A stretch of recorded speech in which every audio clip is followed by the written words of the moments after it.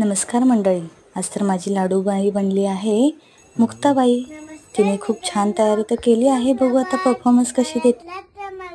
मी आहे मुक्ताई, ज्ञानेश्वरांची छोटी बहीण.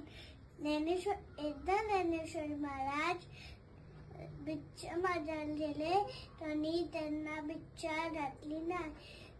ते राजाने येऊन आपल्या घरी आपल्या झोपडीचं दार बंद करून बसले. मुक्ताई आली आणि म्हणाली की माझ्यावरी दया करा, ताती उजळा ज्ञानेश्वरा. थँक्यू.